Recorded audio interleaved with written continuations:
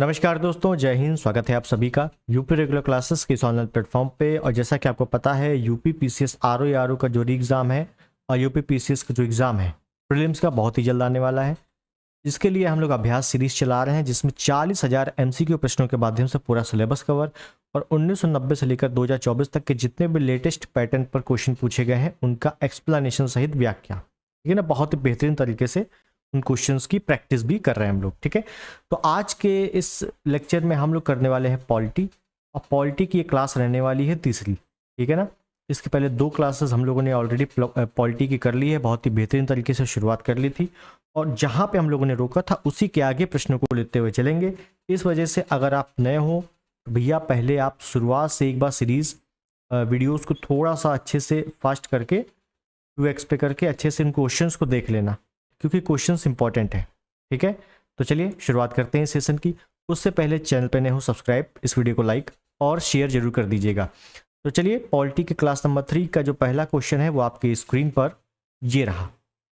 बहुत ही अच्छा प्रश्न है और बहुत ही बेहतरीन तरीके से उत्तर देना है, और एक्सप्लेनेशन मैं बताता हूँ। देखिए क्या बोल रहा है, निम्नलिखित में से कौन सही सुमेलित नहीं है। और इसी टाइप के क्वेश्चन आपसे पूछे जाते हैं अब आरओ यूपी पीसीएस वगैरह में या कोई भी स्टेट पीसीएस में, कि कौन सा सुमेलित नहीं है। अब प्रमुख अनुच्छेद यहाँ पर दिए हैं, और देखिए अगर मैं आर्टिकल की बात करूँ, आर्टिकल है 395 जो मूल आर्टिकल है, ठीक है। लेकिन वैसे अगर आर्टिकल टोटल देखा जाए तो 450 प्लस के करीब है। तो क्या सभी आर्टिकल याद करने हैं? बिल्कुल नहीं। देखिए आर्टिकल पढ़ने के सिर्फ 2 तरीके हैं। एक, या तो आप पूरा एक तरफ से आर्टिकल पढ़ना शुरू करो। दूसरा, जो कि बेस्ट तरीका है और इससे याद भी होता है, कि जो भी आप चैप्टर पढ़ रहे हो पॉलिटी में, उसी चैप्टर के साथ साथ जो इंपॉर्टेंट आर्टिकल है वो पढ़ते हुए चलो, ठीक है। जब इस सीरीज से पढ़ोगे तो आपको आर्टिकल बाद में बर्डन फील नहीं होगा और आपको आराम से याद भी हो जाएगा, ठीक है। अब बाद में जब प्रैक्टिस करोगे तो एक बार रिवीजन हो जाएगा, ठीक। तो चलिए, अगर आपने नहीं पढ़ा है तो इस सीरीज से पढ़ के देखना, जो मैंने बताया है कि चैप्टर वाइज, जैसे आपने पहला राष्ट्रपति पढ़ा तो राष्ट्रपति में जितने आर्टिकल है उनको बकायदे पढ़ लिया, फिर उपराष्ट्रपति में, ठीक है ना। तो चैप्टर वाइज पढ़ेंगे तो चीजें समझ में आ जाएंगी। तो देखिए प्रश्न में क्या कह रहा है यहाँ पे। पहला क्या कह रहा है कि सर्वोच्च न्यायालय में तदर्थ न्यायाधीशों की नियुक्ति अनुच्छेद 127 में है। क्या ये सही है? बिल्कुल सही है। क्यों? आर्टिकल 127 क्या है कि सुप्रीम कोर्ट से संबंधित है। और इसमें हुआ क्या है, मतलब क्या इसके व्याख्या है। इसकी व्याख्या ये है कि जब सुप्रीम कोर्ट की गणपूर्ति या कोरम पूरा ना हो रहा हो, तो सुप्रीम कोर्ट का जो मुख्य न्यायाधीश होगा सीजीआई, वो राष्ट्रपति के साथ विचार करेगा, विमर्श करेगा, और उसके बाद हाई कोर्ट के ऐसे न्यायाधीशों को सुप्रीम कोर्ट में नियुक्त करेगा जो सुप्रीम कोर्ट में न्यायाधीश बनने की योग्यता रखते हो। समझ गए आप? योग्यता रखते हो उनको क्या करेगा कि हाँ सुप्रीम कोर्ट में नियुक्ति दे देगा। अच्छा, योग्यता क्या है अब? तो सुप्रीम कोर्ट में न्यायाधीश बनने की योग्यता क्या है? पहली योग्यता है कि पहले तो भारत का नागरिक होना चाहिए। उसके बाद दूसरी योग्यता है कि या तो 5 वर्ष तक आप हाई कोर्ट में न्यायाधीश रहे हों, या 10 वर्ष तक अधिवक्ता रहे हों, या राष्ट्रपति की नज़र में कानून के अच्छे जानकार रहे हों, ठीक है। तो राष्ट्रपति की नज़र में कानून के अच्छे जानकार रहे हों, इस संबंध में इस तरीके से आज तक कोई भी नियुक्त नहीं हुआ है। हाँ, 5 वर्ष 10 वर्ष इस तरीकों से नियुक्त होते हैं। तो पहला बिल्कुल सही है। लोकसभा अध्यक्ष या स्पीकर के बारे में उल्लेख आर्टिकल 93 में है, ये बिल्कुल सही है। संसद के सदनों का कार्यकाल आर्टिकल 83 में है, बिल्कुल सही है। अब संसद के सदनों में तमाम चीज़ें आ जाती हैं, जैसे संसद के सदनों में लोकसभा भी आ जाता है और राज्यसभा भी आ जाता है। तो लोकसभा राज्यसभा दोनों का कार्यकाल आर्टिकल 83 में दिया हुआ है, जो कि बिल्कुल सही है। उसके बाद है राष्ट्रपति द्वारा संसद के दोनों सदनों का विशेष संबोधन। संसद के दोनों सदनों का विशेष संबोधन आर्टिकल 88 में है, गलत भैया, ये आर्टिकल 88 में नहीं है, ठीक है। तो डी वाला आपका बिल्कुल सही है। अच्छा, आर्टिकल 88 में है क्या? क्योंकि ये भी इंपॉर्टेंट आर्टिकल है। तो आपने पढ़ा होगा महान्यायवादी पढ़ा है। महान्यायवादी भारत सरकार या केंद्र सरकार का प्रथम विधि अधिकारी, आर्टिकल 76 के अनुसार। आर्टिकल 88 में क्या है कि महान्यायवादी संसद के किसी भी सदन में भाग ले सकता है, किसी भी सदन के समिति का अध्यक्ष हो सकता है, सदस्य हो सकता है, अपना मत रख सकता है, लेकिन वोट नहीं कर सकता। सब कुछ कर सकता है लेकिन वोट नहीं कर सकता। ये आर्टिकल 88 में बताया गया है महान्यायवादी के बारे में, क्लियर है? चलिए आगे देखेंगे अगला प्रश्न। संविधान का निम्न अनुच्छेदों में से कौन एक अनुच्छेद उपबंधित करता है कि मत बराबर होने की दशा में अध्यक्ष के पास एक निर्णायक मत होगा और वह उसका प्रयोग करेगा? बहुत ही सिंपल क्वेश्चन है और बहुत ही इंपॉर्टेंट क्वेश्चन है, मेन चीज। ठीक है कि भैया अगर टाई की स्थिति हो जाती है, मतलब कोई ऐसा विधेयक है या कोई ऐसा मामला है जिसमें वोटिंग होनी है और यहां से भी 50 वोट गए, यहां से भी 50 वोट गए, पक्ष विपक्ष या दोनों सदनों से 50 वोट गए, तो भाई ये तो टाई हो गया ना मैच। अब इस स्थिति में कौन वोट करेगा? तो वोट करेगा स्पीकर, लोकसभा अध्यक्ष। और लोकसभा अध्यक्ष उपस्थित नहीं है तो लोकसभा अध्यक्ष लोकसभा उपाध्यक्ष वोट करेगा इस अनुच्छेद के तहत, तो अनुच्छेद 100, आर्टिकल 100। ठीक है, तो अनुच्छेद 100 भी काफी इंपॉर्टेंट है। क्लियर है? तो ऑप्शन सी बिल्कुल सही है। नेक्स्ट, निम्नलिखित में से कौन सुमेलित नहीं है? तो कौन सुमेलित नहीं है ये बताना है, देखते हैं। समता का अधिकार, शोषण के विरुद्ध अधिकार, धार्मिक स्वतंत्रता का अधिकार, सांस्कृतिक एवं शैक्षणिक स्वतंत्रता का अधिकार। तो मैंने आपको मूल अधिकार के बारे में थोड़ी सी चीजें बताई थी, मूल अधिकार के बारे में, जो कि भाग 3 में इसका उल्लेख किया गया है, आर्टिकल 12 से 35 में इसका उल्लेख किया गया है और ये यूएसए के संविधान से लिया गया है। ठीक है, मूल अधिकार कितने हैं वर्तमान में? तो वर्तमान में 6 मूल अधिकार है, जिसमें से समता का अधिकार या समानता का अधिकार आर्टिकल 14 से 18, ये बिल्कुल सही है। धार्मिक स्वतंत्रता का अधिकार आर्टिकल 25 से 28, ये भी बिल्कुल सही है। सांस्कृतिक एवं शैक्षणिक स्वतंत्रता का अधिकार 29-30, ये भी बिल्कुल सही है। लेकिन जो शोषण के विरुद्ध अधिकार है ये 20-22 है ही नहीं। ठीक है, ये किसमें है? ये है आर्टिकल 23 और 24 में। 23-24 में, 23 में क्या है? 23 में है बलात् श्रम, 24 में क्या है? बाल श्रम। 23 का मतलब है कि आप किसी भी व्यक्ति से जबरदस्ती मजदूरी नहीं करा सकते।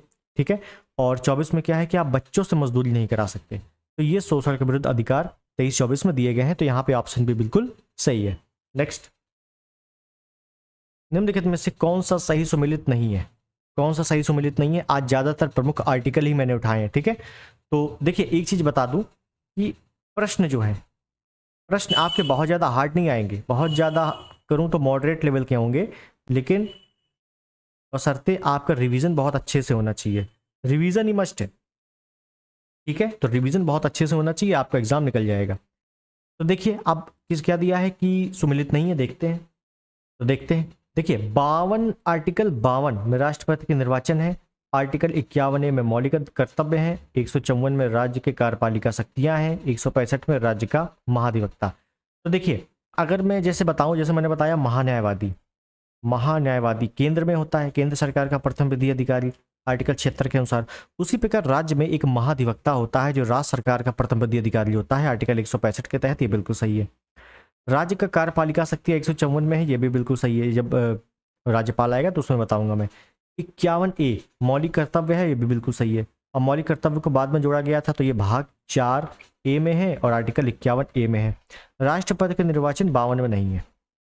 ठीक है, राष्ट्रपति के निर्वाचन किस में है? ये आर्टिकल 54 में है, 54 में। देखिए राष्ट्रपति के आर्टिकल लाइन से याद करो। देखो 52 में क्या है? 52 में लिखा हुआ है कि भारत का एक राष्ट्रपति होगा। 53 में क्या है कि केंद्र की कार्यपालिका शक्तियों का जो प्रमुख होगा वो राष्ट्रपति होगा। 54 में क्या है? राष्ट्रपति के निर्वाचक मंडल, निर्वाचक मंडल या निर्वाचन से संबंधित आर्टिकल 54 में है, जो कि मैंने आपको बताया। तो ए वाला आपका बिल्कुल गलत है, ए वाला बिल्कुल सही है। क्लियर? अब निर्वाचक मंडल है तो इसमें क्या क्या है, एक पॉइंट समझ लो कि राष्ट्रपति को कौन कौन वोट करेगा। तो संसद, संसद में राज्यसभा भी आ गया, लोकसभा भी आ गया। संसद के केवल निर्वाचित सदस्य। ठीक है, दूसरे नंबर पे विधानसभा, VS राज्य विधानसभा के केवल निर्वाचित सदस्य। ठीक है, उसके बाद दिल्ली और पुदुचेरी, दिल्ली पुदुचेरी विधानसभा के केवल निर्वाचित सदस्य। ठीक है, तो ये राष्ट्रपति को वोट करते हैं, इसके अलावा कोई भी वोट नहीं करता है। क्लियर है? बहुत इजी क्वेश्चन है, याद रखना है। नेक्स्ट, निम्नलिखित में से कौन सा अनुच्छेद राष्ट्रपति को क्षमादान की शक्ति देता है? ये शायद मैंने कल भी बताया था पिछले वीडियो में, और ये देखो आया हुआ है, सब लेटेस्ट है। तो राष्ट्रपति के क्षमादान आर्टिकल 72 में है। और राज्यपाल का क्षमादान, भाई राष्ट्रपति राज्यपाल दोनों का क्षमादान की शक्तियां हैं, राज्यपाल का क्षमादान 161 में है, ठीक है ना, आर्टिकल 161 में। नेक्स्ट, निम्नलिखित में से कौन से अनुच्छेद में निर्वाचन आयोग का प्रावधान किया गया है? निर्वाचन आयोग, तो निर्वाचन आयोग का प्रावधान किस में है? सिंपल सा क्वेश्चन है, आर्टिकल 324 में है निर्वाचन आयोग। और निर्वाचन आयोग में कुल सदस्यों की संख्या कितनी है वर्तमान में? निर्वाचन आयोग कुल 3 सदस्यीय है। कितना सदस्यीय? 3 सदस्यीय है, इसमें से 1+2, एक मुख्य 2 अन्य। क्लियर? चल नेक्स्ट, भारतीय संविधान के किस अनुच्छेद के अंतर्गत अंतरराष्ट्रीय समझौतों को प्रभावी बनाने हेतु संसद राज्य सूची के विषय पर कानून बना सकती है? RO 21 में आया हुआ प्रश्न है, ठीक है ना, अच्छा प्रश्न है, इसको इजी नहीं बोला जाएगा, ये मॉडरेट लेवल का प्रश्न है। तो समझिए इसमें है क्या। इसमें मुख्यतः दिया हुआ है राज्य सूची। देखिए पहले, राज्य सूची के विषय पर कानून बना सकती है कौन? केंद्र सरकार। तो देखिए कुछ कंडीशंस ऐसी आती हैं, कुछ कंडीशन ऐसी आती है कि जो राज्य सूची का विषय होता है ना, राज्य सूची, इस सूची के विषय पर मेजरली कानून बनाने का अधिकार किसको है? राज्यों को है। लेकिन कुछ कंडीशन में राज्य सूची के विषय पर केंद्र सरकार कानून बनाती है। कौन? केंद्र सरकार। अब कैसे बनाती है वो समझो, तो मैं एक अलग पेज ले लेता हूं, इसमें बताता हूं, ठीक है, समझिए। कंडीशन नंबर फर्स्ट, आर्टिकल 249, इसमें बोला गया है यदि राज्य सूची के विषय को, जो राज्य सूची का विषय है, समझिएगा, राज्य सूची का जो विषय है, अगर इस विषय को राष्ट्रीय महत्व घोषित कर दिया जाता है, राष्ट्रीय महत्व घोषित हो जाए, उस राज्य सूची के विषय पर केंद्र सरकार कानून बनाएगी। केंद्र सरकार कानून बनाएगी। राज्य सूची के विषय को राष्ट्रीय महत्व घोषित कर दिया जाए तो उस विषय पर केंद्र सरकार कानून बनाएगी, पहली कंडीशन है। अच्छा, राष्ट्रीय महत्व घोषित कौन करेगा? ये जो राष्ट्रीय महत्व घोषित करेगा, कौन घोषित करेगा? तो ये घोषित करेगा भैया राज्यसभा। कौन? राज्यसभा, 2/3 बहुमत के साथ, ठीक है। तो ये थोड़ा सा डिटेलिंग आपको पता होना चाहिए। और इसके जरिए जो कानून बनेगा, इसके जरिए जो कानून बनेगा वो 1 वर्ष तक लागू रहेगा। उसकी ड्यूरेशन क्या रहेगी? 1 वर्ष। क्लियर है? इतना बहुत ही सिंपल सा, अच्छे से याद रख लेना। दूसरी कंडीशन है आर्टिकल 250। 250 में क्या है कि भैया आपातकाल, जब आपातकाल लागू होगा तो आपातकाल के समय राज्य की सूची के विषय पर केंद्र सरकार कानून बनाएगी। सिंपल सा है, ठीक है ना, ये तो पता ही होगा। तीसरा है आर्टिकल 252। 251 छूट गया क्या? बिल्कुल नहीं, 251 है ही नहीं, 252 है डायरेक्ट। इसमें क्या है? यदि 2 या 2 से अधिक, समझिएगा, 2 या 2 से अधिक राज्यों के निवेदन पर, राज्यों के निवेदन पर राज्य सूची के विषय पर केंद्र सरकार कानून बनाएगी। केंद्र कानून बनाएगा, समझे? मतलब अगर 2 या 2 से अधिक राज्य ने कह दिया कि सर ऐसा है कि आप ही बनाइए इस विषय पर, हम नहीं बना सकते, तो क्या करेगा? राज्य सूची के विषय पर केंद्र ही कानून बनाएगा। ठीक है, ये 3 कंडीशन आपको अच्छे से रट गई, समझ में आ गई। एक लास्ट कंडीशन, वो भी याद कर लो, कंडीशन नंबर 4 ही तो थी, 3 है, हाँ 4 है आर्टिकल 253। आर्टिकल 253 इसमें क्या है? इसमें है कि संधि व समझौतों, संधि समझौतों के समय राज्य सूची के विषय पर, राज्य सूची के विषय पर केंद्र सरकार कानून बनाएगी। केंद्र सरकार कानून बनाएगी। समझ गए? ये 4 कंडीशन समझ गए अच्छे से, समझो। पहली कंडीशन है 249, राज्य सूची के विषय को अगर राष्ट्रीय महत्व घोषित कर दिया जाए तो उस कंडीशन में राज्य सूची के विषय पर केंद्र सरकार कानून बनाएगी। राष्ट्रीय महत्व घोषित कौन करेगा? राज्यसभा 2/3 बहुमत के साथ, और ऐसा कानून 1 वर्ष तक लागू रहेगा। दूसरी कंडीशन है आर्टिकल 250 में आपातकाल का समय राज्य सूची के विषय पर केंद्र सरकार कानून बनाएगी। तीसरी कंडीशन है आर्टिकल 252, 2 या 2 से अधिक राज्य अगर निवेदन कर दें तो उस संबंध में केंद्र सरकार कानून बनाएगी। चौथी कंडीशन है 253, संधि व समझौतों के समय राज्य सूची के विषय पर केंद्र सरकार कानून बनाएगी। अब प्रश्न क्या पूछा था, देखो अच्छा प्रश्न है कि किस अनुच्छेद के अंतर्गत अंतरराष्ट्रीय समझौतों को प्रभावी बनाने हेतु संसद राज्य सूची के विषय पर कानून बनाएगी। अंतरराष्ट्रीय समझौतों, अब यह संधि समझौतों की बात कहां हो रही है, आर्टिकल 253 में। बस तो article 253 option D is the right.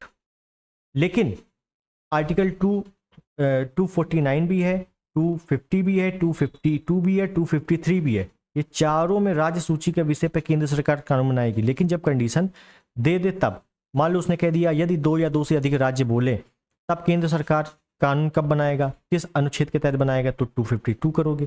ठीक है, तो ये कंडीशन आपको अच्छे से पता होनी चाहिए। इंपॉर्टेंट क्वेश्चन है, इस वजह से मैंने इस पर टाइम लिया है। नेक्स्ट, निम्नलिखित में से कौन सा सही सुमेलित नहीं है। संविधान की अनुसूची है, प्रावधान है, तो सिंपल क्वेश्चन है। अनुसूची तो रटी है, 12 अनुसूचियां हैं। तीसरी अनुसूची में क्या है, शपथ का प्रावधान है तीसरी अनुसूची में, बिल्कुल सही है। 7वीं अनुसूची में 3 विधायी सूचियां हैं, जो संघ सूची, राज्य सूची, समवर्ती सूची, इसके बारे में है, बिल्कुल सही। 8वीं अनुसूची में भाषाएं हैं, ये तो मैं बहुत ही अच्छे से बता चुका हूं। अब पहली अनुसूची में पंचायत नहीं है भैया, पंचायतों के बारे में अनुसूची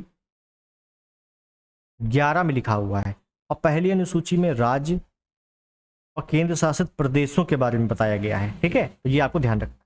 नेक्स्ट, निम्नलिखित में से कौन सही सुमेलित नहीं है। ठीक है, देख लेते हैं। सार्वजनिक स्वास्थ्य एवं स्वच्छता, क्या ये राज्य सूची का विषय है। सार्वजनिक जो स्वास्थ्य है और चिकित्सा व्यवस्था है, क्या ये राज्य सूची का विषय है, बिल्कुल सही है। जनगणना, जनगणना पूरे देश की होती है एक साथ, तो भैया ये केंद्र का विषय है, बिल्कुल सही, संघ सूची का विषय है। दल बदल कानून 10वीं अनुसूची में है, ये भी बिल्कुल सही है। राज्यसभा में सीटों का बंटवारा दूसरी अनुसूची में नहीं है भैया, ये चौथी में है। कौन सी अनुसूची में, चौथी में। दूसरी में क्या है, दूसरी में आपका वेतन भत्ते हैं ना, दूसरी में क्या है, वेतन भत्ते के बारे में दिया हुआ है। क्लियर है। नेक्स्ट, शिक्षा एक विधि विषय के रूप में सम्मिलित है। शिक्षा संघीय सूची में, राज्य सूची में, समवर्ती सूची में या शेष शक्ति सूची में। तो शिक्षा का संबंध किस सूची है, शिक्षा किस सूची में रखी गई है। देखिए, एक संविधान संशोधन हुआ था जिसको बोलते हैं 42वां संविधान संशोधन 1976। अच्छा एक चीज समझो, 42वें संविधान संशोधन में इतने ज्यादा संशोधन हुए हैं, इस वजह से 42वें संविधान संशोधन को मिनी कॉन्स्टिट्यूशन भी कहा जाता है। क्या बोलते हैं, मिनी कॉन्स्टिट्यूशन भी बोला जाता है। किस संविधान संशोधन को, 42वें। ठीक है, ध्यान रखना है। अब 42वें संशोधन में एक चीज हुई कि कुछ कंडीशन या कुछ प्रावधानों को राज्य सूची से, इस संविधान संशोधन में राज्य सूची से कुछ विषयों को निकालकर समवर्ती सूची में डाल दिया गया, समवर्ती सूची में डाल दिया गया। तो कौन कौन से विषय थे ये, वो इंपॉर्टेंट है। तो देखो वो विषय थे, एक तो आपका शिक्षा, वन, वन्यजीव, बार माप तौल, सामाजिक न्याय, सामाजिक न्याय। तो पहले ये 1976 के पहले राज्य सूची में थे, वर्तमान में ये समवर्ती सूची में है। तो देखो शिक्षा की बात कर रहा है और शिक्षा वर्तमान में समवर्ती सूची में है। Option C is the right. क्लियर है। नेक्स्ट, भारत की संघ सूची में कितने विषय सम्मिलित हैं। आरओ मेंस में आया हुआ है, कितने विषय हैं। देखो वर्तमान में वैसे 100 विषय हैं, लेकिन नियरेस्ट 100 नहीं लिखा हुआ है, 97 तो लिखा हुआ है। Option D is the right. ठीक है ना, कोई कंट्रोवर्सी नहीं है इसमें। 100 के नियरेस्ट जो हो उसी में चले जाओ। 97 विषय हैं। पहले 97 थे, अब जो है 100 है वैसे, लेकिन नियरेस्ट 97, इस वजह से मैंने 97 किया। और आयोग ने सही भी डी ही माना है, ये भी समझो। राज्य सूची की अगर बात कर ले, राज्य सूची में कितने विषय हैं। वर्तमान में 61 है, पहले कितने थे, पहले 66 थे। ठीक है, आपको ध्यान रखना है। समवर्ती सूची की ही बात कर ले, समवर्ती सूची में, तो समवर्ती सूची में वर्तमान में 52 विषय हैं। पहले कितने थे, पहले आपके 47 थे। 47 से 52 हुए, मतलब 5 बढ़ गए। तो वही वाले 5 बढ़ गए जो मैंने बताए थे, ये वाले। शिक्षा, वन, वन्यजीव, बार मापतौल, सामाजिक न्याय। क्लियर। तो यहाँ पे डी ऑप्शन सही है। नेक्स्ट, निम्नलिखित में से कौन सा युग्म सही सुमेलित नहीं है। सही सुमेलित नहीं है ये बताना है। देखिए बहुत ही अच्छा क्वेश्चन है। लोक नियोजन में समानता आर्टिकल 16 में है। सरकारी नौकरियों में समानता या सरकारी नौकरियों में जो भी आरक्षण वगैरह है आर्टिकल 16 में है। 16A, B, C, D सब में लिखा हुआ है, बिल्कुल सही है। प्राथमिक शिक्षा के बारे में अनुच्छेद 21A जोड़ा गया था अलग से, ये भी बिल्कुल सही है। 86वां संविधान संशोधन सन 2000 में ये जोड़ा गया था, ठीक है। गैर कानूनी निरोध से संरक्षण, मतलब जबरदस्ती अगर अरेस्ट हो जाएंगे तो उसके संबंध में कौन से हमें अधिकार दिए गए हैं, वो आर्टिकल 22 में है, ये भी बिल्कुल सही है। मानव के दुर्व्यापार और बलात् श्रम पर रोक आर्टिकल 24 में गलत। देखो नियरेस्ट है आर्टिकल 24 नहीं है, ये है आर्टिकल 23 में, और आर्टिकल 24 में है बाल श्रम और यहाँ है बलात् श्रम। तो बलात् श्रम और बाल श्रम में डिफरेंस आपको पता होना चाहिए, क्लियर है। तो ऑप्शन ए यहाँ पर बिल्कुल सही है। नेक्स्ट, भारतीय संविधान का छुआछूत उन्मूलन से संबंधित अनुच्छेद है। तो छुआछूत या अस्पृश्यता का अंत किस में है, आर्टिकल 17 में है, सिंपल सी चीज है। आर्टिकल 15 में समानता की बात है। लोक नियोजन में समानता 16 में है और उपाधियों का अंत 18 में है और अस्पृश्यता का अंत 17 में है, ठीक है। और 17 में ही आया हुआ है आरओ में भी। नेक्स्ट, निम्नलिखित में से कौन संविधान के अनुच्छेद 21A के दायरे में नहीं आता है। 21 के दायरे में नहीं आता है, केवल 21 के दायरे में नहीं आता है, ये बताना है। तो आर्टिकल 21 में क्या क्या लिखा हुआ है ये हम जान जाएंगे, तो बाकी में पता चल जाएगा। तो देखिए, पहला है एक चिकित्सीय द्वारा घायल को चिकित्सीय सहायता, दूसरा है कार्यस्थल पर महिलाओं का लैंगिक उत्पीड़न, तीसरा है पानी की गुणवत्ता को दूषित करना, चौथा है मृत्युदंड। तो देखिए 21 में एक चीज ध्यान रखनी है आपको, आर्टिकल 21 कहता क्या है, प्राण एवं दैहिक स्वतंत्रता, प्राण एवं दैहिक स्वतंत्रता या जीवन जीने का अधिकार, जीवन जीने का अधिकार, ठीक है। और आर्टिकल 21 में ही क्या लिखा गया है, क्या बोला गया है कि अगर हमको शुद्ध जल पीना है तो हम किस अधिकार के तहत पी सकते हैं, आर्टिकल 21 के तहत। और अगर आपने आईएएस का एक पेपर देखा हो, मुझे सन नहीं याद आ रहा कब आया था, इसमें पूछा गया था यदि किसी व्यक्ति को इच्छा अनुसार शादी करनी हो तो किस अनुच्छेद के तहत करेगा, तो वो आर्टिकल 21 के तहत भैया अपनी इच्छा अनुसार शादी करने की व्यवस्था, या हथकरघी पर प्रबंध हो गया, शुद्ध जल पीने की, इच्छा अनुसार भोजन करने की, पोषण युक्त भोजन करने की, ये सब आर्टिकल 21 में दिए हुए हैं। एक वाद आता है 2011 में, इस वाद का नाम है अरुणासाम बनात भारत संघवाद, भारत संघवाद। इस वाद में क्या बोला गया, ये वाद आर्टिकल 21 से संबंधित है कि मरने के अधिकार को जीवन जीने के अधिकार में शामिल नहीं किया गया है। समझिए, सुप्रीम कोर्ट ने क्या कहा है कि मरने के अधिकार को जीवन जीने के अधिकार में शामिल नहीं किया गया है। जीवन जीने का अधिकार मतलब आर्टिकल 21, तो आर्टिकल 21 में मरने का अधिकार को नहीं जोड़ा गया, मतलब मृत्युदंड इसमें नहीं है, ठीक है। लेकिन सुप्रीम कोर्ट में इसने एक और चीज बोली गई है कि यदि किसी व्यक्ति को असाध्य बीमारी है जिसका इलाज नहीं है, वो पीड़ित है, वो काफी दर्द में है, तो डॉक्टर के अनुसार या मेडिकल रिपोर्ट के अनुसार उसको इच्छा मृत्यु की मतलब परमिशन दी जा सकती है, ठीक है। तो आपको इतनी चीजें याद रखनी है इसमें। नेक्स्ट, भारतीय संविधान के अनुच्छेद 25 का संबंध है। 25 में क्या है, 25 में हम लोगों ने देखा धर्म की स्वतंत्रता के बारे में है, धर्म की स्वतंत्रता। संपत्ति का अधिकार वर्तमान में अब आर्टिकल 300A में चला गया है और ये अब कानूनी अधिकार हो गया है। अल्पसंख्यकों की सुरक्षा आपका 29 और 30 में है। और समानता का अधिकार या समता का अधिकार आर्टिकल 14 से 18 में है, क्लियर है। तो यहाँ पर बिल्कुल सी आपका सही है। नेक्स्ट, किसी अपराध के अभियुक्त को स्वयं अपने विरुद्ध गवाह बनने के लिए बाध्य नहीं किया जा सकता, भारतीय संविधान के किस अनुच्छेद में प्राविधान है। देखिए इसमें आपने एक चीज पढ़ी होगी, आर्टिकल 20। आर्टिकल 20 में क्या पढ़ा होगा, आर्टिकल 20 में पढ़ा होगा दोष सिद्धि के संबंध में संरक्षण, दोष सिद्धि के संबंध में संरक्षण। अब इसका मतलब क्या है समझिए, क्योंकि मतलब ही इंपॉर्टेंट है। देखिए दोष सिद्धि के संबंध में संरक्षण में 3 कंडीशनें आती हैं कि अगर किसी व्यक्ति का दोष सिद्ध हो गया हो तो उसको क्या क्या अधिकार है। पहला अधिकार कि जब उसने अपराध किया है उसी समय जो कानून है उसी के तहत उसको सजा मिलेगी। एक कानून के लिए एक अपराध के लिए एक ही बार सजा मिलेगी, ऐसा नहीं होगा कि 5 साल वो जेल काट के आया, बाहर निकला, किसी ने देखा भैया ये तो बाहर है फिर डालो इसको 5 साल के लिए, ऐसा नहीं होगा। तीसरी कंडीशन है कि उसको स्वयं के खिलाफ गवाही देने के लिए बाध्य नहीं किया जाएगा। बस ये तीसरी कंडीशन पकड़ो, स्वयं के खिलाफ गवाही देने के लिए बाध्य नहीं किया जाएगा। अब स्वयं के खिलाफ गवाही कैसे दी जाती है? गवाही कैसे दी जाती है भैया? उसका हम ब्रेन टेस्ट कर दें, नार्को टेस्ट कर दें या लाई डिटेक्टर टेस्ट कर दें तो वो क्या होगा, एक बेहोशी की हालत में स्वयं खुद के खिलाफ गवाही दे देगा। बस ये तीसरी कंडीशन ने इसको कवर कर लिया। मतलब एक वाद आया 2010 में, इस वाद का नाम है सिल्वी बनाम कर्नाटक राज्य। कर्नाटक राज्य, इसमें क्या बोला गया इस वाद में कि भैया lie detector test, narco test, brain test पर रोक लगा दी गई, ठीक है ना, रोक लगाई जाएगी। तो इसमें अच्छा रोक क्यों लगा दी गई? क्योंकि आर्टिकल 20 का ये उल्लंघन था।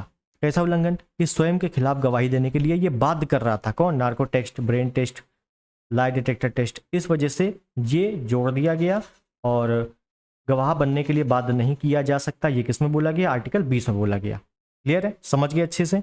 जिसने पढ़ा होगा उसको अच्छे से पता होगा। चलिए आगे देखें।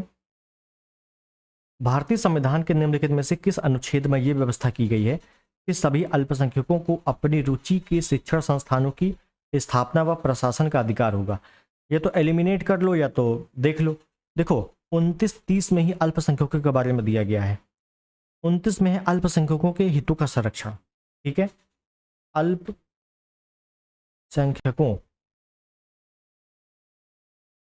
के हितों का संरक्षण, हितों का संरक्षण। और 30 में क्या है? यदि अल्पसंख्यक शिक्षण संस्थान खोलना चाहते हैं तो उनको अनुदान में सरकार कोई भी भेदभाव नहीं करेगी। तो शिक्षण संस्थानों की बात आर्टिकल 30 में की गई है। और आपने देखा होगा मदरसे खुले रहते हैं, मदरसे, तो भैया वो आर्टिकल 30 के तहत ही खुले रहते हैं, ठीक है ना। क्यों? क्योंकि मुस्लिम क्या है? अल्पसंख्यक आज भी हैं, ठीक है ना, रिपोर्ट के अनुसार। तो समझ गए आप लोग? चलिए आगे देखें। नेक्स्ट, भारतीय संविधान का कौन सा अनुच्छेद बच्चों के शोषण के विरुद्ध मौलिक अधिकार से संबंधित है? बच्चों के शोषण के विरुद्ध, बच्चे मतलब बाल। और अभी मैंने बताया है कि एक होता है बलात् श्रम, एक होता है बाल श्रम। बाल श्रम पूछा गया है तो आर्टिकल 24 टिक करना है, option D is the right. क्लियर है?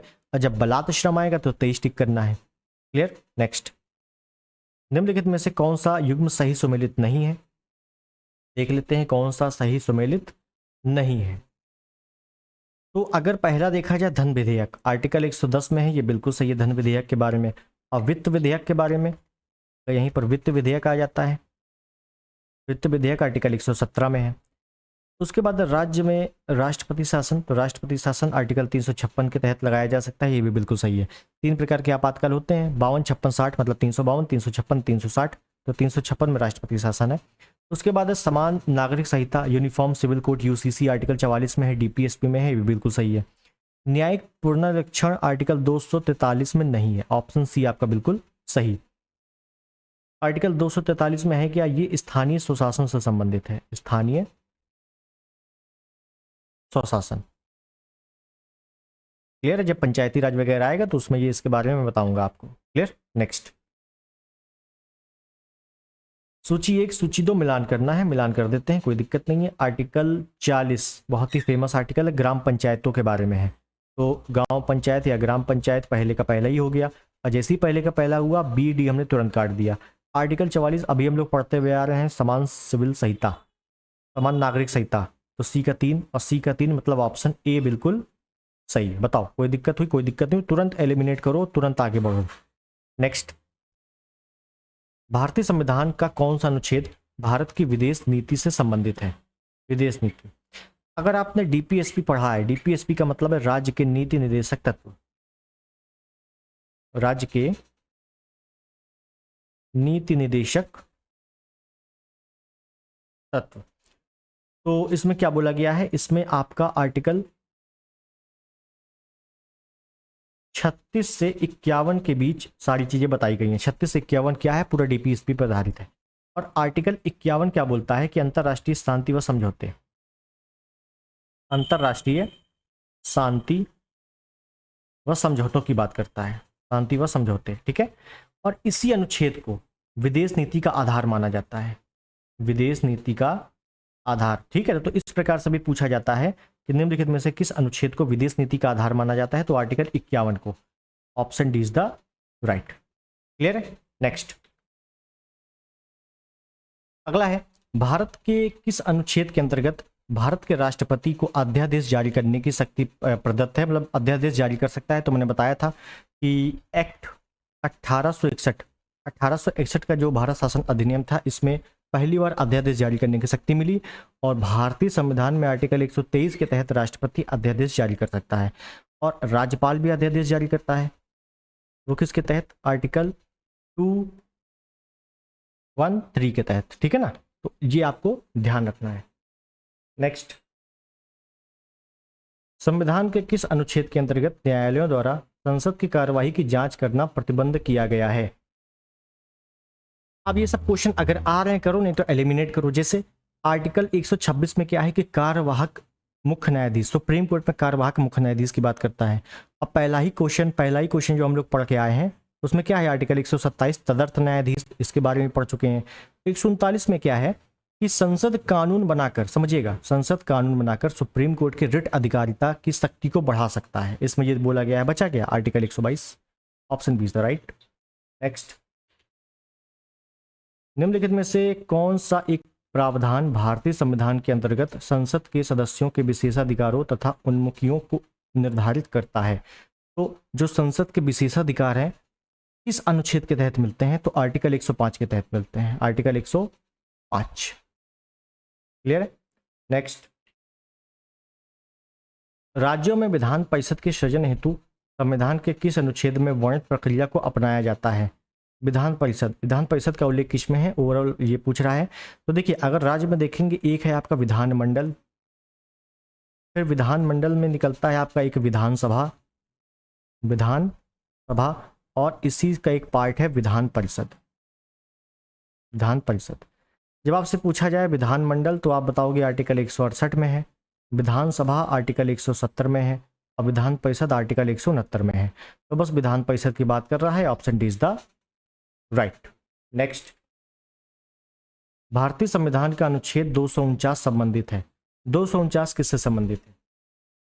और मैंने आपको अभी विस्तार से बताया है, बस वही प्रश्न आपको उठा कर रख दिया। इसी वजह से मैं बोलता हूं जो भी एक्सप्लेनेशन है उसको अच्छे से पढ़ा करो, ठीक है। तो 49 में क्या था? 249 में कि राज्य सूची के विषय को अगर विशेष महत्व घोषित कर दिया गया तो उस संबंध में राज्य सूची के विषय पर केंद्र सरकार कानून बनाएगी। तो बस राज्य सूची के विषयों के संबंध में संसद की विधायी शक्तियों से संबंधित है, option D is the right. Clear? Next, सूची 1 सूची 2 मिलान करना है, ठीक है, कर देते हैं। वित्त आयोग तो आर्टिकल 280 में ये 5 सदस्यीय वित्त आयोग राष्ट्रपति प्रति 5 वर्ष में इसकी नियुक्ति करता है।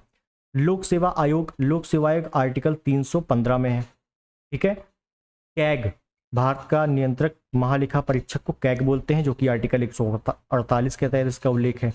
अब प्रशासनिक अधिकरण का बचा कितना? 323A, ठीक है। तो बाकी 3 आपके फेमस है, अगर प्रशासनिक वाला नहीं भी पता है तो भी आप इससे सॉल्व कर सकते हो। क्लियर है? तो ये सभी आर्टिकल इंपॉर्टेंट है और बार बार पूछे गए हैं, इस वजह से ये इंपॉर्टेंट है, याद कर लेना। नेक्स्ट आगे देखते हैं कि इसमें कौन सा सही है। अगला प्रश्न है कि सूची 1 सूची 2 को मिलान करना है। तो अभी हम लोगों ने वित्त आयोग के बारे में देखा है। वित्त आयोग आर्टिकल 280 में इसका उल्लेख है, तो बी का हो गया 3। अब बी का 3 जैसी हो गया तो सी और डी वैसी कर दिया, हमने एलिमिनेट कर दिया। वित्तीय आपातकाल 3 है, 352, 356, 360। वित्तीय आपात 360 में है और वित्तीय आपात विशेषकर यूएसए के संविधान से लिया गया है। सी का एक जैसी हो गया, बस option B is the right. बताओ आगे कुछ पता हो ना पता हो, आराम से हो गया। और संवैधानिक संशोधन या संविधान संशोधन आर्टिकल 368 जो कि दक्षिण अफ्रीका से लिया गया है, और अखिल भारतीय सेवाओं का उल्लेख आर्टिकल 312 में किया गया है। क्लियर है? आगे देखेंगे। सूची 1 सूची 2 मिलान ही करना है इसमें भी। तो देखिए आर्टिकल 14 क्या कहता है? 14 से 18 क्या है? समानता का अधिकार है, समता का अधिकार, मूल अधिकार है ना। मूल अधिकार का पहला पार्ट है ये। ए का 3 ऑप्शन डी, केवल एक ही में दिया हुआ है। बताइए कितना सिंपल हो गया। क्वेश्चन देखने में कितना हार्ड है कि 36, 74, 368 नहीं पता है, लेकिन एक चीज अगर पता है 14 तो आप आराम से सॉल्व कर सकते हो, ठीक। आर्टिकल 36 की बात करें तो ये डीपीएसपी से इसका संबंध है। आर्टिकल 36 से 51 डीपीएसपी है। 74 की बात करें, आर्टिकल 74 तो ये मंत्रिपरिषद से संबंधित है, और संविधान संशोधन 368 से है। नेक्स्ट, सूची 1 सूची 2 मिलान करना है। तो आर्टिकल 148 देखे आप, आर्टिकल 148। आर्टिकल 148 में क्या है, हम लोगों ने देखा था कैग, भारत का नियंत्रक महालेखा परीक्षक, बी का एक। अब बी का एक जैसे ही हुआ तो हमने ए काट दिया और डी काट दिया। उसके बाद देखिए 76 महान्यायवादी, तो ए का हो गया 3, ए का 3 जैसे ही हो गया तो बस option B is the right. बताइए, इसी वजह से मैं बोलता हूँ इस टाइप के क्वेश्चन 90% चांसेस हैं कि आपके बिल्कुल सही होंगे। ठीक है, नेक्स्ट, निम्नलिखित कथनों में से कौन सा एक भारत के संविधान की चौथी अनुसूची को सही सही वर्णित करता है? चौथी अनुसूची हम लोगों ने पढ़ी है। चौथी अनुसूची क्या है? इसमें चौथी अनुसूची में राज्यसभा में सीटों का आवंटन के बारे में दिया गया है, तो बस ऑप्शन डी राज्य सूची या राज्यसभा में सीटों का आवंटन है। राज्यसभा में क्या है, सीटों के आवंटन के बारे में चौथी अनुसूची में दिया गया है, तो बस option D is the right. और कितनी बार क्वेश्चन पूछा जा चुका है, ये इंपॉर्टेंट है। नेक्स्ट, भारतीय संविधान की तृतीय अनुसूची में निम्न में से क्या उपबंधित है? तीसरी अनुसूची में, तीसरी अनुसूची में क्या है ये भी हम लोगों ने पढ़ लिया है। क्या है? शपथ का प्रावधान। तीसरी अनुसूची में शपथ का प्रावधान है। तो उसी संबंध में देखिए, संघ के मंत्री के लिए शपथ का प्रावधान है, बिल्कुल सही। संघ के मंत्री, केंद्र के मंत्री शपथ लेते हैं अनुसूची 3 के तहत। उसके बाद है उच्चतम न्यायालय सुप्रीम कोर्ट के मुख्य न्यायाधीश द्वारा ली जाने वाली शपथ का प्रारूप है, बिल्कुल सही है। सुप्रीम कोर्ट के मुख्य न्यायाधीश भी अनुसूची 3 के तहत ही शपथ लेते हैं। भारत के राष्ट्रपति के लिए पद की शपथ का प्रारूप है, गलत। राष्ट्रपति कभी भी अनुसूची 3 के तहत शपथ नहीं लेता है। 60 आर्टिकल 60 में राष्ट्रपति के शपथ का प्रावधान किया गया है, अनुसूची में नहीं है, आर्टिकल में है। क्लियर? संसद के सदस्य जितने हैं वो भी शपथ लेते हैं अनुसूची 3 के तहत। तो 1, 2, 4 आपका सही है, इसका मतलब है option C is the right. बताइए कितने नए टाइप का क्वेश्चन है। अनुसूची सही है, जो सालों से आता जा रहा है, परीक्षा में पूछा जा रहा है, लेकिन अलग टाइप से क्वेश्चन दिया हुआ है। नेक्स्ट, भारत के संविधान के अंतर्गत विषयों तथा संबंधित सूची के बारे में निम्न युग्मों में से कौन सम्मिलित नहीं है? देख लेते हैं। तो 1 की बात करें तो 1 अभी मैंने बताया था, 5 जोड़े गए थे। 42वें संविधान संशोधन 1976 के तहत संवर्ती सूची में, बिल्कुल सही है। जन स्वास्थ्य राज्य सूची का विषय, बिल्कुल सही है। डाक घर बचत पोस्ट ऑफिस केंद्र का है, बिल्कुल सही है। शेयर बाजार संवर्ती का नहीं है भैया, शेयर बाजार भी किसका है? संघ सूची का है, संघ सूची। क्लियर? नेक्स्ट,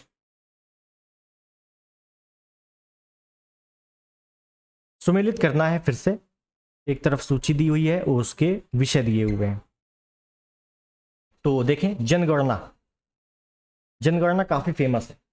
जनगणना किसका विषय? केंद्र सूची का, संघ सूची का। तो ए का हो गया 3, ए का 3 जैसे ही हो गया, बस ऑप्शन इज द राइट। देखिए कितनी बार पूछा गया और कितना सिंपल क्वेश्चन है। जनगणना आपको एक पता है तो आराम से हो सकता है। और अगर राज्य सूची में देखा जाए क्या है, तो पुलिस वगैरह किसकी है? राज्य सूची की है। ठीक है, उसके बाद जनसंख्या नियंत्रण या परिवार नियोजन, ये आपका संवर्ती सूची का है। और अंतरिक्ष अनुसंधान, ये आपका अवशिष्ट सूची का है, अवशिष्ट विषय है। ठीक है ना, केंद्र राज्य दोनों बनाते हैं इसमें। नेक्स्ट, भारत के संविधान की अनुसूची 12 में नगर पालिकाओं के लिए कितने मद दिए गए हैं? मद का मतलब है कार्य। तो अनुसूची 12 में कार्यों की कुल संख्या कितनी है? याद रखना है 18। नगर पालिकाओं में कार्य है 18। अच्छा, अगर पूछ ले आपसे अनुसूची 11, अनुसूची 11 में जो पंचायती राज है, पंचायती राज, इसमें कितने कार्य दिए गए हैं, मद दिए गए हैं? तो इसमें मद है 29। ठीक है, तो दोनों को याद रखने, इसमें 18 है, इसमें 29 है। क्लियर है? नेक्स्ट, सूची 1 सूची 2 मिलान करना है, भाग है, बहुत ही सिंपल है। तो संघ और उसका राज्य क्षेत्र भाग 1 में है, ए का हो गया 4, ए हटा दो। भाग 2 में नागरिकता है, बी का हो गया 1, जे हटा दो। भाग 3 में मौलिक अधिकार है, सी का हो गया 2, बस option C D is the right, C हटा दो। क्लियर? नेक्स्ट, भारतीय संविधान का कौन सा भाग केंद्र और राज्य के मध्य वित्तीय संबंधों का विवरण प्रस्तुत करता है? देखिए, इसमें आपको पूरे के पूरे भाग पता होने चाहिए। जैसे केंद्र राज्य संबंध की बात करूं तो वो आपका आर्टिकल 264 से 300 के करीब है, और ये पहुंचता है आपका भाग 12 में। ठीक है, इस वजह से यहाँ पे ऑप्शन सी बिल्कुल सही है, केंद्र राज्य संबंध के बारे में। सिंपल क्वेश्चन है, लेकिन आपको भाग पता है तो आइए आप कर सकते हो। ठीक, आया हुआ है लेटेस्ट। आगे देखिए, नेक्स्ट, भारतीय संविधान का कौन सा अनुच्छेद लोकसभा एवं विधानसभा के प्रतिनिधियों को निर्वाचित करने अर्थात वयस्क मताधिकार का अधिकार प्रदान करता है। तो याद रखना है कि वयस्क मताधिकार का उल्लेख किसमें किया गया है, आर्टिकल 326 में किया गया है, वयस्क मताधिकार। क्लियर है। नेक्स्ट, निम्नलिखित में से कौन सा सुमेलित नहीं है, कौन सा सुमेलित नहीं है देख लेते हैं। आर्टिकल 79 में संसद का गठन है, बिल्कुल सही है। 153 में राज्य के राज्यपाल का उल्लेख है, बिल्कुल सही है। आर्टिकल 124 तो हम लोगों ने देखा, ये सुप्रीम कोर्ट के बारे में है, ये भी बिल्कुल सही है। 226 में धन विधेयक के बारे में नहीं, धन विधेयक तो आपका आर्टिकल 110 है। 226 में हाई कोर्ट के रिट जारी करने का उल्लेख है। हाई कोर्ट क्या करता है, 5 प्रकार के रिट जारी करता है कि नहीं, सॉरी 6 प्रकार की, 6 प्रकार की याद रखना है, क्योंकि हाई कोर्ट के पास रिट अधिकारिता ज्यादा है, सुप्रीम कोर्ट के पास कम है। तो supreme court 5, high court 6। Clear. Next, निम्नलिखित में से कौन सा एक सही सुमेलित नहीं है देख लेते हैं। लोक सेवा आयोग का उल्लेख 315 में है, ये बिल्कुल सही है। वित्त आयोग 280 में है, ये बिल्कुल सही है। अंतर्राज्य परिषद 263 में, ये भी बिल्कुल सही है। प्रशासनिक न्यायीकरण आपका 323 का में है, ये भी बिल्कुल सही है। देखिए यहाँ पे चारों सही है, लेकिन जो आयोग ने माना है इसका उत्तर, आयोग ने सी माना है। जैसे मैंने कल वाले क्वेश्चन में भी बताया था कि कुछ ऐसे कंट्रोवर्सी क्वेश्चन आ जाते हैं जिसमें आपको जो फेमस क्वेश्चन है, फेमस प्रश्न है, फेमस टॉपिक है, उनको फिक्स करना है। और जैसे अंतर्राज्य परिषद, वित्त आयोग, संघ लोक सेवा आयोग, ये कई बार आ चुके हैं, इस वजह से ये फिक्स है। लेकिन ये कभी कभी आया है तो 323 का नहीं खा, वो आयोग दूसरा मानता है लेकिन बुक में दूसरा लिखा हुआ है, तो ये कंट्रोवर्सी वाले प्रश्न हो जाते हैं। लेकिन इस पे सी आयोग ने माना है, तो अगली बार से थोड़ा ध्यान रखना है। नेक्स्ट, निम्न में से कौन एक सही सुमेलित नहीं है। प्रावधान है, भाग है। नागरिकता भाग 2 में है, सबको पता है। और नगर पालिका की बात करें तो 9A में है, ये भी बिल्कुल सही है। ठीक है। निर्वाचन की बात करेंगे तो ये क्या लिखा है, 10 है, 5 है, मतलब 15, ये भी बिल्कुल सही है। संघ राज्य क्षेत्र का उल्लेख 7 में नहीं है, भाग 8 में है। ये 3 खड़ी पाई लगेगी, भाग 8 में। क्लियर। और देखो ये APO में 22 में आया हुआ प्रश्न है, इंपॉर्टेंट है। और RAR और री एग्जाम में पूछा गया है, मतलब 2020 में पूछा गया है, ये भी इंपॉर्टेंट है। क्लियर। नेक्स्ट, नागरिकों के लिए समान सिविल संहिता का प्रावधान प्रदत्त किया गया है किस संविधान संशोधन, किस अनुच्छेद में। तो समान सिविल संहिता UCC, यूनिफॉर्म सिविल कोड, सबको पता है, आर्टिकल 44 में है, जो कि DPSP का भाग है। DPSP क्लियर है। गोवा में पहले से लागू है, उत्तराखंड में लागू हो चुका है, पूरे भारत में लागू करने की बात चल रही है। क्लियर। चलिए आगे देखें।